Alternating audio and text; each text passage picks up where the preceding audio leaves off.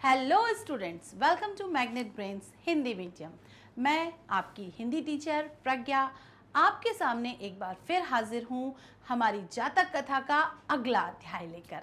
ठीक, आज जो हम करने वाले हैं, वैसे मुझे पूरा भरोसा है कि आप लोगों ने कल जो कथा का सार समझा था उसको बहुत अच्छे से समझ लिया होगा, कोई उसमें आपको डाउट नहीं होगा।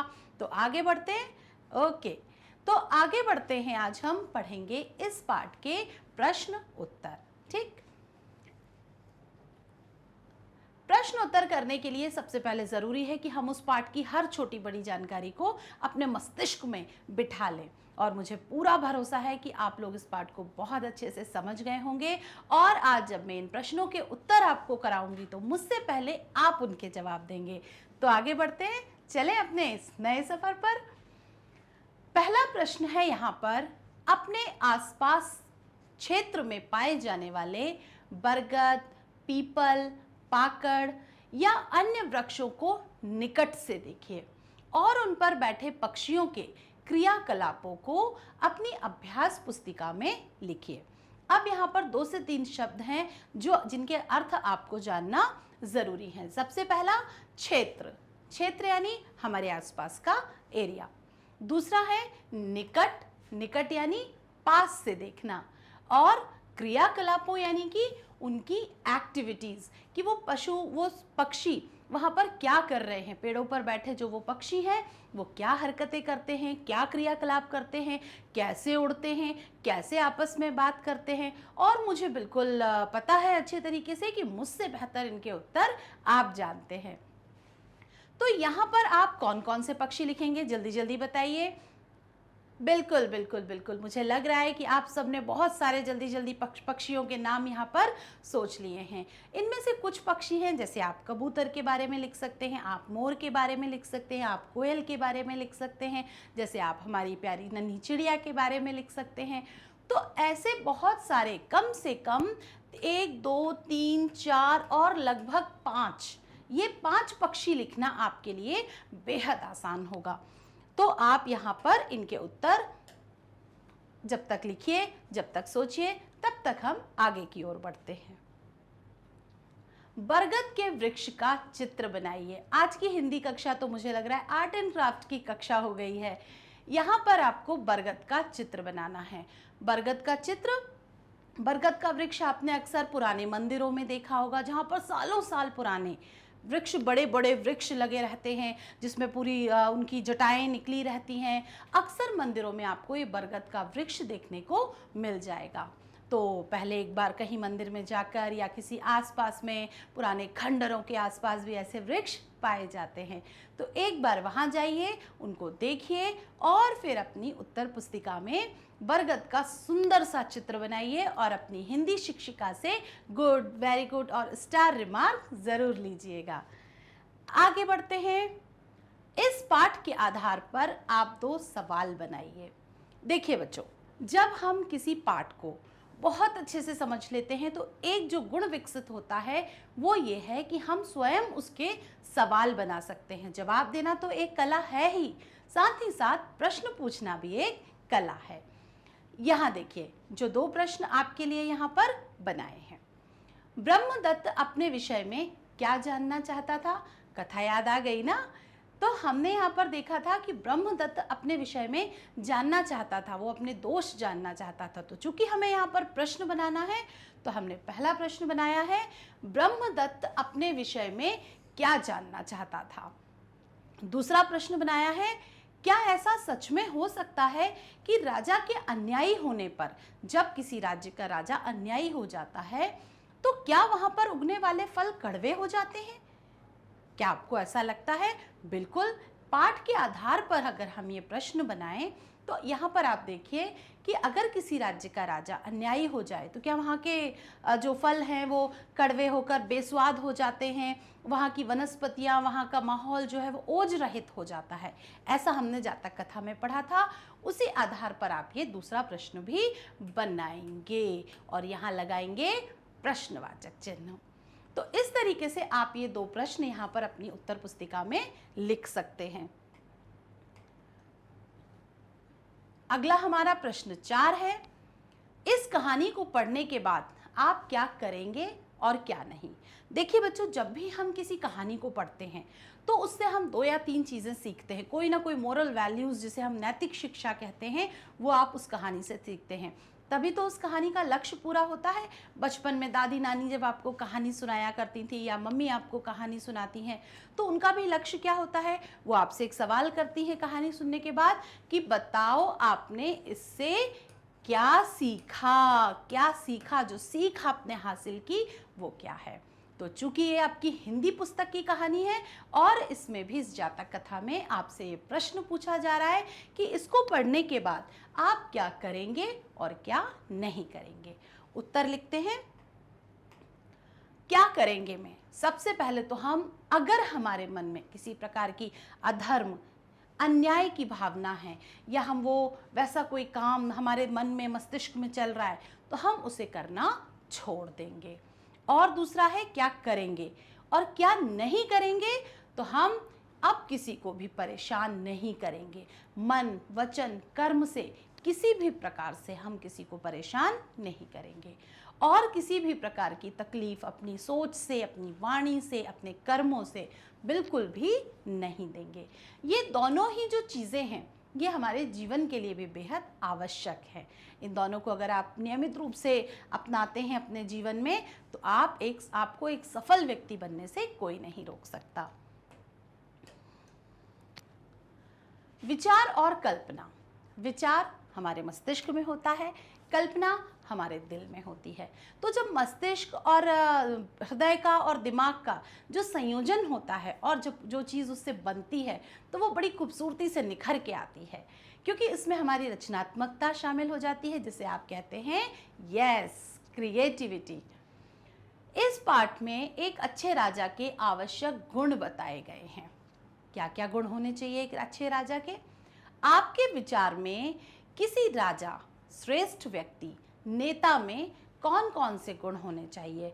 तो सबसे पहले तो इस प्रश्न का उत्तर आपको सोचना है, लेकिन मैं चलिए आपकी थोड़ी सी मदद कर देती हूँ।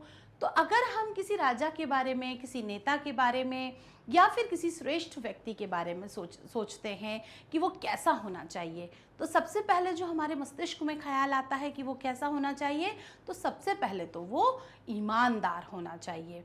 ईमानदार होने के साथ साथ विवेकशील होना चाहिए, उसके सोचने समझने की शक्तियाँ बहुत अच्छी होनी चाहिए, दृढ़ निश्चयी होना चाहिए, जो निर्णय उसने ले लिए वो बार बार उसे बदलना नहीं है, उस पर कर्तव्यपरायण होना चाहिए। सबसे अहम है, उसके अंदर किसी भी प्रकार का भेदभाव नहीं होना चाहिए, किसी भी प्रकार की ऊंचे नीचे, छोटे बड़े, इस तरीके की कोई भी भेदभाव की भावना उसके अंदर नहीं होनी चाहिए। और बताइए, जल्दी जल्दी सोचिए, आप कमेंट बॉक्स में भी इसके उत्तर लिख सकते हैं। तो इस प्रकार जो वो अन्याय के रास्ते पर चलने वाला नहीं होना चाहिए, यानी कि न्यायप्रिय होना चाहिए। फिर उसके बाद है वो बहुत ऐसी सोच वाला कुशल राजनीतिज्ञ होना चाहिए, क्योंकि देखिए जब किसी कोई जो राजा होता है, उसे बहुत सारी चीज़ें, अपनी रणनीतियाँ बनानी होती हैं, कभी युद्ध के लिए, कभी अपनी प्रजा के लिए, तो उसे एक कुशल रणनीतिज्ञ होना चाहिए।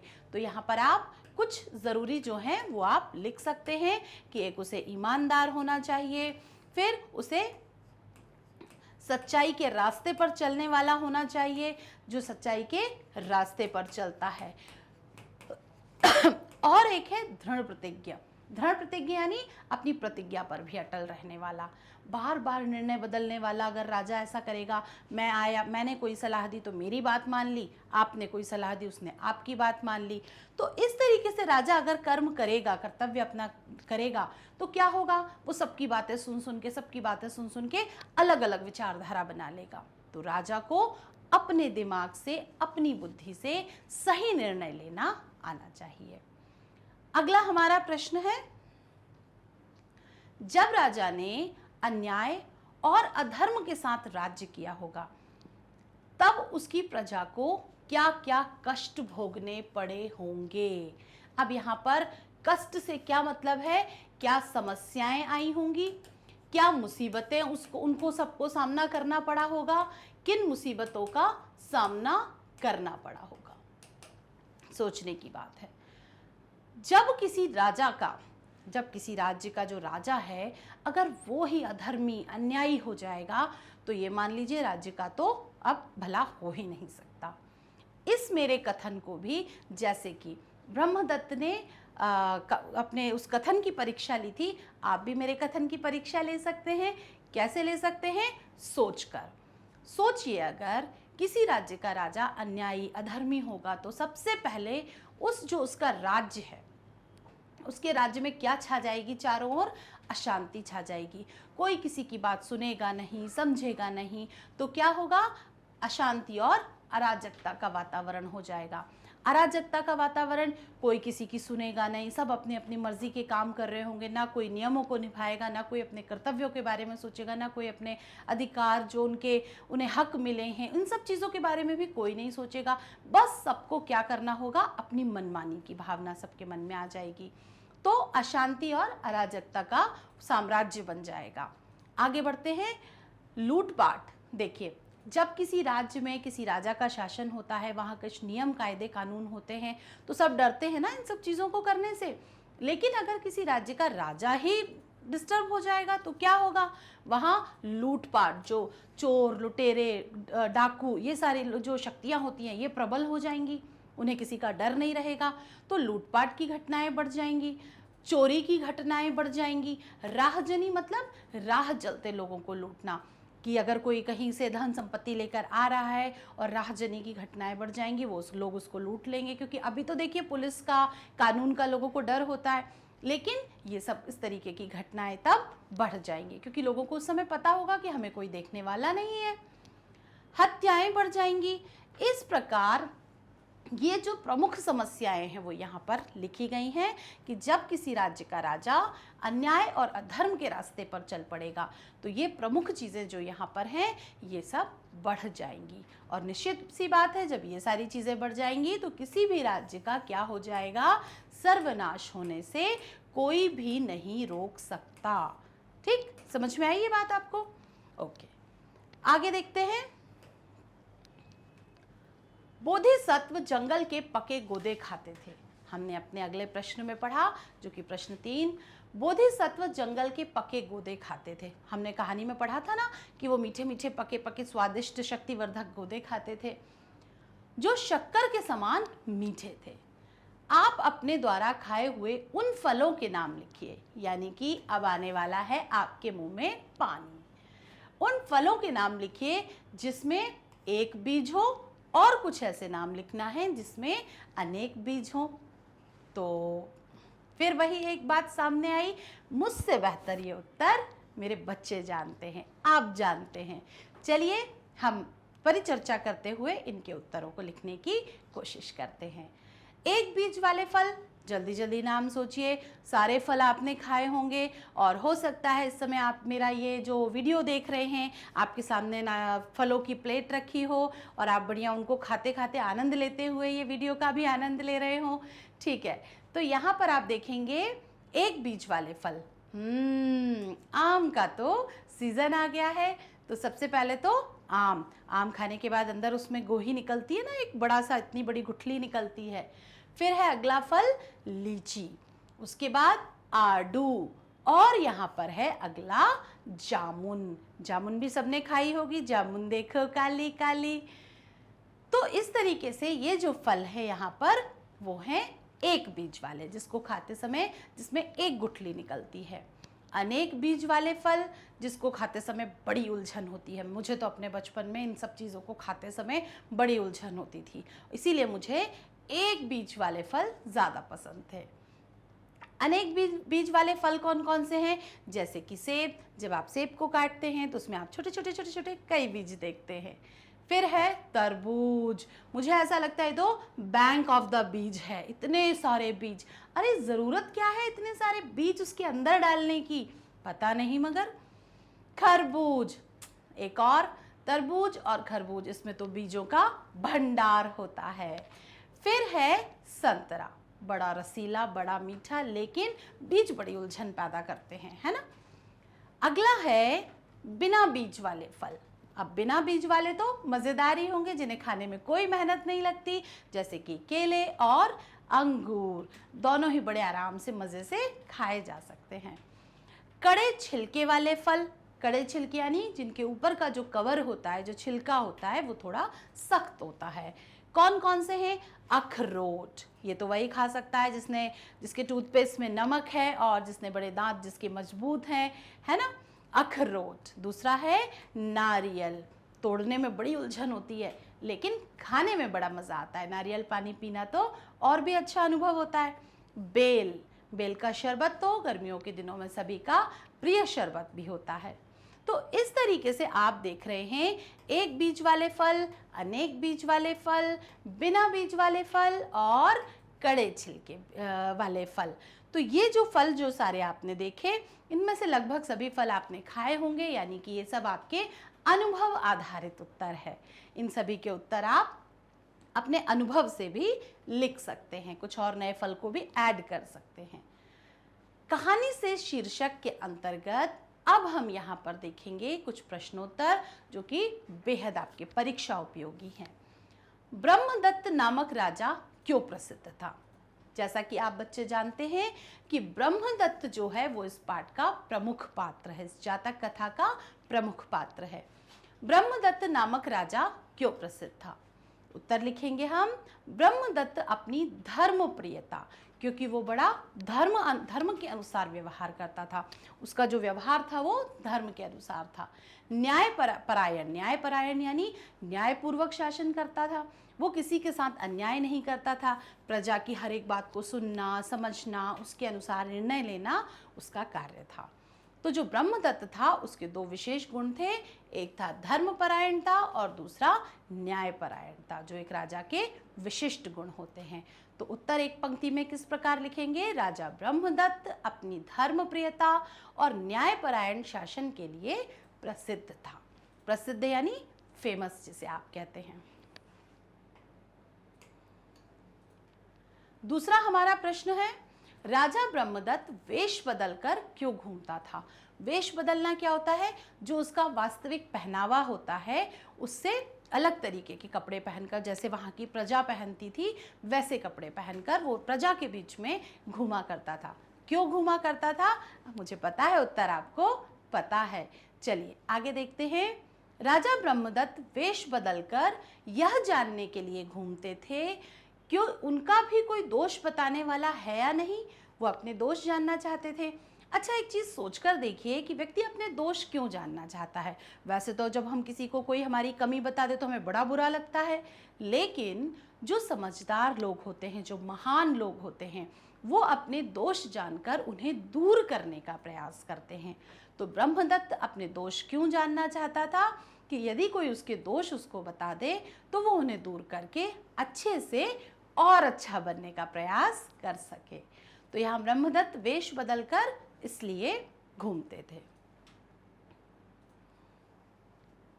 अगला प्रश्न है, बोधिसत्व ने राजा के गोदों को मीठे और स्वादिष्ट होने का क्या कारण बताया? मुझे पता है उत्तर आप लोगों ने अभी तक सोच लिया होगा, बल्कि बता दिया होगा। बोधिसत्व ने गोदों के मीठे और स्वादिष्ट होने का कारण राजा का धार्मिक और न्यायपरायण होना बताया। जो हमने पहले उत्तर में लिखा उसी का कारण हम यहाँ पर स्पष्ट कर रहे हैं। बोधिसत्व ने क्या दो कारण बताए गोदों के मीठे होने का? क्योंकि उस राज्य का राजा धार्मिक और न्यायपरायण था। ठीक, यहाँ तक के उत्तरों में मुझे नहीं लगता आपको कोई भी समस्या हो रही होगी, कोई भी परेशानी हो रही होगी। अगर आपको इससे रिलेटेड कोई भी परेशानी है, कोई भी संदेह है, कोई भी डाउट है, तो आप कमेंट सेक्शन में पूछ सकते हैं। आगे बढ़ते हैं। राजा ने अधर्म और अन्याय से राज्य करना क्यों शुरू किया? इतना अच्छा राजा, इतना महान राजा, क्यों एक गोदे खाकर, क्यों वहां पर एक गोदे जैसा फल खाके अधर्म और अन्याय के रास्ते पे चल पड़ा? तो उत्तर हम लिखेंगे, राजा ने तपस्वी बोधिसत्व के कथन की परीक्षा लेने के लिए, कथन की परीक्षा यानी जो बोधिसत्व ने उनसे कहा था उस कथन की सत्यता को जानने के लिए कि ये जो कह रहे हैं ये बात सही है या नहीं है, और सही है तो कितनी सही है, गलत है तो क्यों गलत है। ये कारण जानने के लिए, उनके कथन की परीक्षा लेने के लिए ही उसने अधर्म और अन्याय से राज्य करना शुरू कर दिया था। ये कारण रहा कि ब्रह्मदत्त को जब वो दोबारा राजा के राज्य में बोधिसत्व के पास पहुंचा अधर्म और अन्याय से राज करके, तो जो गोदे थे वो उसको क्या लगने लगे थे? कड़वे लगने लगे थे, स्वतः ही उसको कड़वे लगने लगे थे। ठीक, अगले प्रश्न की तरफ। राजा के धर्म विमुख होने पर, विमुख होना मतलब अलग होना किसी चीज से, राजा के धर्म विमुख होने पर सारा राज्य दुख को प्राप्त होता है। इस कथन का आशय बताइए। आशय का अर्थ होता है अर्थ बताना। मैंने बातों बातों में आपको आशय का अर्थ बताने के साथ साथ अर्थ भी बता दिया। इस कथन का आशय यानी कि अर्थ बताइए। राजा के धर्म विमुख होने से सारे राज्य को दुख प्राप्त होता है। किसी राज्य का राजा अच्छा तो वहां का प्रजा भी सुखी सुख, और अगर किसी राज्य का राजा अन्यायी धर्मी तो दुख ही दुख, जैसा कि अभी हम पढ़ते आ रहे हैं। इसका अर्थ है यथा राजा तथा प्रजा, यानी कि जैसा राजा वैसी उसकी प्रजा। आप अपने देश की राजनीति हो या प्रदेश की राजनीति हो, इन सारी चीज़ों में भी आप ये सब समझ रहे हैं कि जैसा लीडर होता है वैसा ही प्रजा, उसको फॉलोअर्स जो होते हैं उसके वैसा ही काम करते हैं। तो इसके लिए हमने एक पंक्ति क्या ली है यहाँ पर? यथा राजा तथा प्रजा। बुरे नेताओं से देश में अराजकता और दुख उत्पन्न होता है। जाहिर सी बात है, जो बुरे हैं वो दूसरे का अच्छा नहीं सोचेंगे। जबकि एक राज्य में शांति, सुख, समृद्धि होने के लिए क्या जरूरी है कि जो वहां का राजा है वो प्रजा के बारे में सोचता रहे, जरूर सोचे। तो इस तरीके से आप इस प्रश्न का, इस कथन का आशय बता देंगे कि जिस प्रकार राजा जब धर्म से विमुख होता है तो दुख ही दुख, और जब राजा प्रजा के बारे में सोचता है, वो प्रजा के हितैषी होता है, तो प्रजा के साथ सुख ही सुख का भाव आता है। भाषा की बात। हर पाठ में कोई ना कोई व्याकरण से संबंधित अभ्यास दिया होता है। यहाँ आप देखेंगे नीचे लिखे गए वाक्य को ध्यान से पढ़िए। मैं वाक्य पढ़ती हूँ। राजा ने सोचा कि जनपद में ऐसा कोई व्यक्ति मिल जाए जो उसके दोष बता सके। इस वाक्य का मुख्य वाक्य है। यहाँ ध्यान दें, वाक्य का भी मुख्य वाक्य है। राजा ने सोचा, यह एक साधारण वाक्य है। इसके अतिरिक्त दो अन्य साधारण वाक्य हैं कि जनपद में ऐसा कोई व्यक्ति मिल जाए, खा है जो उसके दोष बता सके। दोनों वाक्य क्रमशः की और जो के द्वारा जोड़े गए हैं। जब वाक्य की और जो से जोड़े जाते हैं तब वे क्या कहलाते हैं? संयोजक अव्यय कहलाते हैं। इन तीनों ही वाक्यों में दूसरा वाक्य पहले के अधीन है, यानी कि जो पहला वाक्य है दूसरा वाक्य उसका कारण है। तीसरा वाक्य दूसरे के अधीन है, यानी दूसरे वाले वाक्य का कारण कौन सा है? तीसरा वाला वाक्य है। इस प्रकार तीनों स्वतंत्र वाक्य जो हैं वो आपस में मिलकर क्या बना रहे हैं? मिश्र वाक्य बना रहे हैं। ठीक, यहां पर हम देखेंगे मिश्र वाक्य बना रहे हैं। अब है आपकी पाठ्य पुस्तक का अभ्यास। नीचे लिखे मिश्रित वाक्यों से मुख्य और अधीन वाक्य अलग अलग लिखिए। आपको जो यहाँ पर वाक्य दिए हैं उसमें से मुख्य वाक्य और अधीन वाक्य को अलग अलग कर कर लिखना है। का है, वह ऐसे व्यक्ति को ढूंढता था जो उसके दोषों को बता सके। जैसा मैंने भी आपको बताया, जो हमारा पहला वाक्य है उसका कारण कौन सा है? दूसरा वाक्य। तो ये यहाँ से यहाँ तक ढूंढता था हमारा पहला वाक्य हो गया, जो से लेके बता सके तक दूसरा वाक्य हो गया। तो देखिए, वह ऐसे व्यक्ति को ढूंढता था। क्यों ढूंढता था? क्योंकि वो उसके दोषों को बता सके। तो यहाँ जो है दोषों को बताना, ये है हमारा अधीन वाक्य, और वह ऐसे व्यक्ति को ढूंढता था एक साधारण वाक्य है, तो वो हमारा मुख्य वाक्य बन जाएगा। दोनों मिलकर मिश्रित वाक्य बनेंगे। ख है, अधर्म और अज्ञान से राज करूंगा और देखूंगा कि बोधिसत्व की बात में कितनी सच्चाई है। ध्यान दीजिएगा, अधर्म और अज्ञान से राज करूंगा। मुख्य वाक्य है। क्यों करूंगा? क्योंकि उसे ये देखना है कि बोधिसत्व की बात में कितनी सच्चाई है। ये यहाँ से यहाँ तक जो हमने पढ़ा है ये है इसका अधीन वाक्य, क्योंकि ये इसका कारण भी है। उत्तर, वह ऐसे व्यक्ति को ढूंढता था। मुख्य वाक्य। अब तो आप समझ ही गए होंगे, जो उसके दोषों को बता सके। अधीन वाक्य। अधर्म और अन्याय से राज करूंगा और देखूंगा। मुख्य वाक्य कि बोधिसत्व की बात में कितनी सच्चाई है। यह है अधीन वाक्य। तो यहां तक आपको मुझे लगता है बहुत अच्छे से समझ में आ गया होगा। आगे बढ़ते हैं प्रश्न 2 की तरफ। तुलना की दृष्टि से, दृष्टि यानी नजर, नजरिए से, विशेषण की 3 अवस्थाएं होती हैं। विशेषण क्या होते हैं? संज्ञा सर्वनाम की विशेषता बताने वाले शब्द। 3 अवस्थाएं होती हैं। कौन सी होती हैं 3 अवस्था? मूलावस्था, उत्तरावस्था और उत्तमावस्था। मूल शब्द में यानी जो पहला प्रथम हमारा शब्द है उसमें तर और तम लगाने से क्रमशः उत्तरावस्था यानी उसके बाद की और उत्तमावस्था यानी उससे भी बाद की, लेकिन सर्वश्रेष्ठ, सबसे हाईएस्ट बनती है। जैसे कि श्रेष्ठ, श्रेष्ठतर। यहाँ देखिए ये जो तर है हमने दूसरे वाक्य में लगाया है और तीसरे वाक्य में लगाएंगे हम तम। तो यहाँ पर क्या बन गया शब्द? श्रेष्ठ, श्रेष्ठतर, श्रेष्ठतम। इसी प्रकार यहाँ श्रेष्ठतर का अर्थ उससे श्रेष्ठ और श्रेष्ठतम का अर्थ है सबसे श्रेष्ठ, गुड, बेटर, बेस्ट। इसी प्रकार नीचे दिए गए शब्दों के रूप हमें लिखना है। तो यहाँ पर जो शब्द आपको नीचे दिए हुए हैं इसमें आपको तर और तम लगाकर, ये इसके मूल रूप है, आपको इसमें तर और तम लगा के इसके उत्तरावस्था और उत्तमावस्था में इनको बदलना है। शब्द आप अपनी कॉपी में भी ठीक इसी तरीके की एक तालिका बना सकते हैं और इन अभ्यास को कर सकते हैं। शब्द है गुरु। मूलावस्था यानी मूल शब्द। मूलावस्था में जो शब्द हैं वो मूलावस्था में बिल्कुल वैसे के वैसे ही लिखे जाएंगे। गुरु, गुरुतर, ये इसकी उत्तमावस्था है, मिडिल वाला, इससे बेटर, गुरु से बेहतर गुरुतर।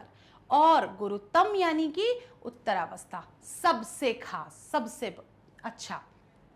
अधिक, अधिकतर, अधिकतम। इस शब्द का प्रयोग तो अक्सर हम अपनी बातचीत में करते हैं कि अधिकतर मेरे घर में मेहमान आते रहते हैं और अधिकतम, मुझे इस बार परीक्षा में अधिकतम अंक मिले हैं। तो इन शब्दों का प्रयोग तो आप अक्सर अपनी साधारण बोलचाल की भाषा में भी करते हैं।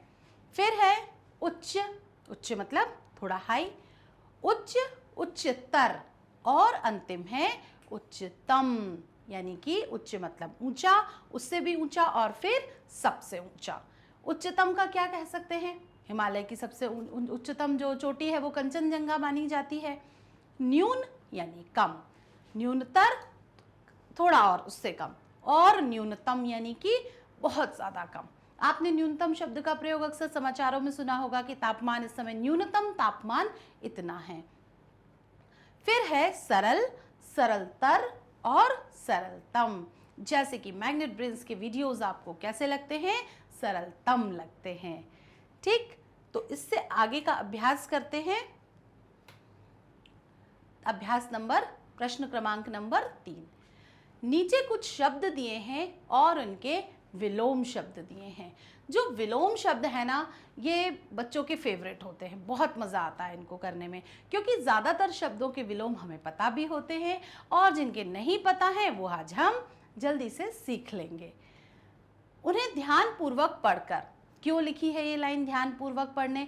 ताकि हम शब्द देखते ही से ना सोचें परीक्षा में भी और अभी भी कि बस हमें तो सब आता है और हम जल्दबाजी में उत्तर करें।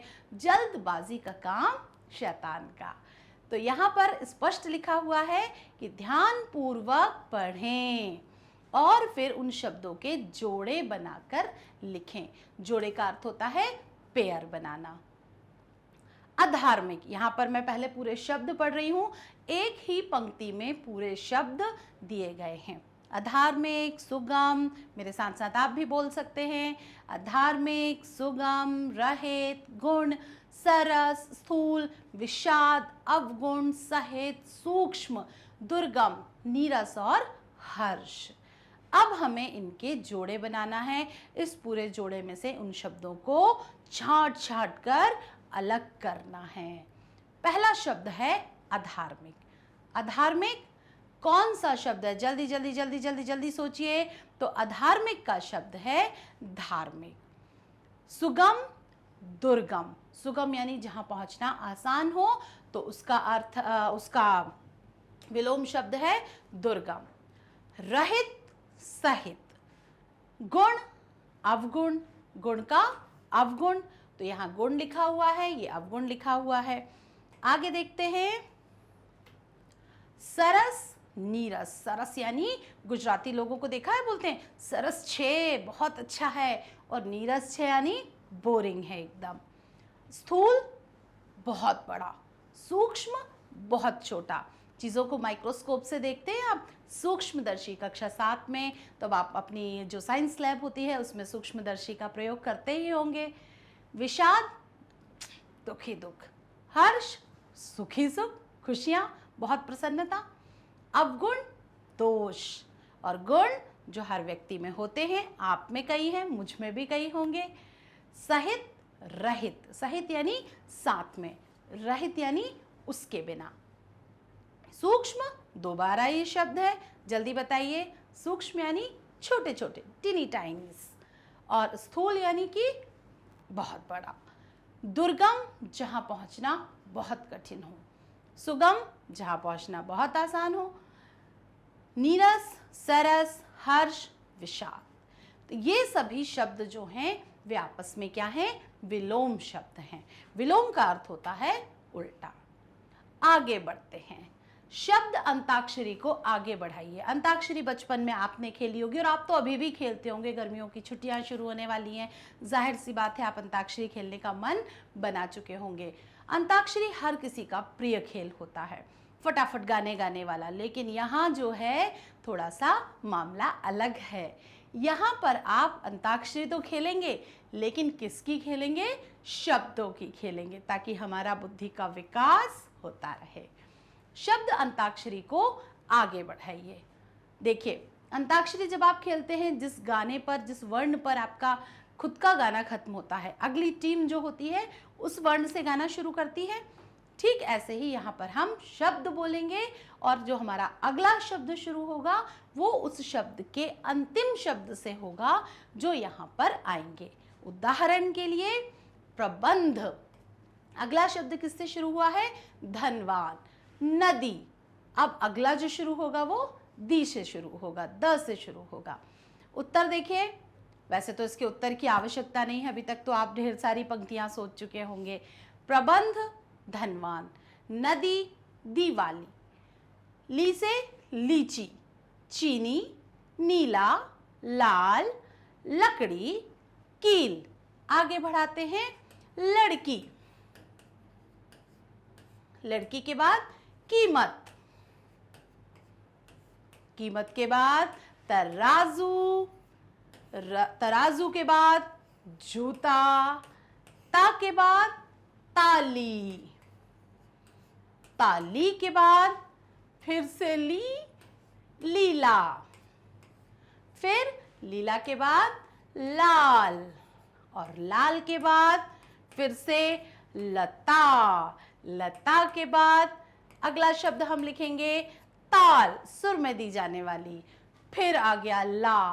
तो इस तरीके से इस क्रम को आप बड़े ही मजेदार तरीके से आगे बढ़ाते जाएंगे और मुझे लगता है इसमें 10-20 शब्दों का काम नहीं, ये तो 100-50 और जाने कितने शब्दों तक हमारी ये अंताक्षरी पहुंच जाएगी। है ना मजेदार? आगे करते हैं।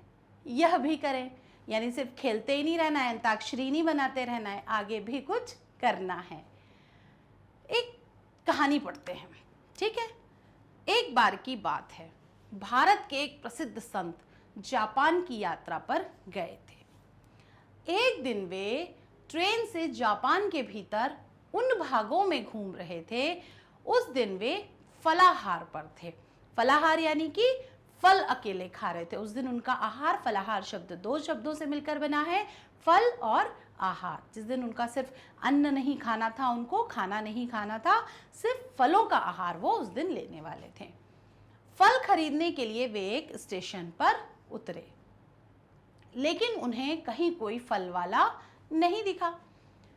फल वाले को ढूंढते ढूंढते जब वे थक गए तो अपने आप में बड़बड़ाए, कैसा देश है ये, एक भी फल नहीं मिल रहा, बड़बड़ करते हैं ना हम। उनकी बात वहां बैठा एक युवक सुन रहा था। वह झट से उठा और दौड़कर कहीं गया। 15 से 20 मिनट बाद, कितने मिनट बाद? 15 से 20 मिनट बाद वह अपने हाथों में फलों की एक टोकरी लेकर लौटा और संत को बड़े आदर पूर्वक दे दिया। संत ने कृतज्ञता व्यक्त की। यहाँ पर एक नया शब्द है हमारे सामने, कृतज्ञता। कृतज्ञता व्यक्त की और फलों की कीमत देने की बात की। कृतज्ञता का अर्थ होता है किसी के किए गए कार्य पर अपना आभार प्रदर्शित करना। तो यहाँ पर जैसे ही उसने फलों की टोकरी युवक ने उस संत को दी, उन संत को दी, तो उन्होंने उसकी कीमत देने की बात कही। युवक ने बड़ी विनम्रता पूर्वक, विनम्रता यानी विनम्रता, पोलाइटनेस के साथ फलों की कीमत लेने से इनकार कर दिया और बड़ी ही मधुर वाणी में उस संत से कहा, महामना, यदि आप मुझे कुछ देना ही चाहते हैं तो कृपया एक वचन दीजिए कि आप अपने देश में जब वापस लौटेंगे, इस देश से अपने देश में, तो वहां जाकर आप ये नहीं कहेंगे कि जापान में फल नहीं मिलते। इससे मेरे देश की बदनामी होगी। वे महान भारतीय संत उस युवक का अपने देश के प्रति प्रेम देखकर आश्चर्यचकित और आत्मविभोर हो गए। यानी कोई भी व्यक्ति अपने देश की बुराई सुन सकता है, हम अपने भारत देश की कोई बुराई सुन सकते हैं, सर कटा देंगे, लेकिन अपने देश की बुराई नहीं सुनेंगे। तो ठीक वैसे ही जापानी उस युवक के मन में भी अपने देश जापान के प्रति कितना स्नेह, कितना प्रेम था कि उसने वो फलों की टोकरी लाकर संत को दे दी और क्या कहा कि आप अपने देश में जाकर मेरे देश की बुराई नहीं करेंगे। ये एक गाथा थी जो कि आपको देशभक्ति का भाव सिखाती है। आगे देखते हैं, यह भी जाने। व्यास सम्मान, जब भी कोई पुरस्कार, जब आप कुछ अच्छा काम करते हैं तो आप उम्मीद करते हैं ना कि मम्मी पापा आपको पुरस्कार दें, स्कूल में शिक्षक आपको पुरस्कृत करें। हर किसी को किसी भी कार्य, अपने किए हुए कार्य की प्रशंसा पाना और पुरस्कार पाना बेहद अच्छा लगता है। यहाँ पर भी आप देखेंगे पुरस्कार मांगा नहीं जाता, पुरस्कार हमारे अच्छे कर्मों की वजह से हमें मिलता है। वरना ऐसी ट्रॉफी और शील्ड तो हम कहीं से भी खरीद सकते हैं, लेकिन जब वो किसी विशेष कार्य के लिए हमें मिलती हैं तभी जाकर वो हमारे लिए अहमियत उनकी होती है। यहाँ पर है व्यास सम्मान की बात। साहित्य के क्षेत्र में उत्कृष्ट योगदान के लिए के बिरला फाउंडेशन द्वारा इस पुरस्कार को दिया जाता है। किसके क्षेत्र में? साहित्य के क्षेत्र में। यानी कि आप साहित्य, हिंदी साहित्य में जब कोई बहुत अच्छी कोई रचना प्रस्तुत करते हैं, कोई बहुत अच्छी कविता लिखते हैं, कोई पुस्तक लिखते हैं, उपन्यास, नाटक, निबंध, कोई भी चीज़ जब आप लिखते हैं तो उसके पुरस्कार स्वरूप आपको व्यास सम्मान दिया जाता है। अगला है गौतम बुद्ध। महात्मा गौतम बुद्ध ने अपना पहला उपदेश, ये दो बहुत जनरल नॉलेज की, सामान्य ज्ञान की भी बेहद ज़रूरी दो बातें हैं। महात्मा गौतम बुद्ध ने अपना पहला उपदेश सारनाथ, जो कि वाराणसी में है, वहाँ पर दिया था। बौद्ध धर्म के इतिहास में इस घटना को, उनके जो उपदेश था उसको धर्म चक्र प्रवर्तन का नाम दिया गया है। यानी कि जो उनका उपदेशों का जो तरीका था, जो संग्रह था उनका, उसको, उस तरीके को क्या कहा गया है? धर्म चक्र प्रवर्तन कहा गया है। तो ये दो जो जानकारी है वो आपके जनरल नॉलेज के लिए भी बहुत आवश्यक हैं और साथ ही साथ याद रखने योग्य भी हैं। आज हमने जो पूरा किया अपनी उसमें, तो हमने आज अपने प्रश्नोत्तर पूरे किए, अभ्यास पूरे किए, भाषा की बात पूरी कर ली। यानी हम अपने अगले वीडियो में फिर कुछ नया देखेंगे।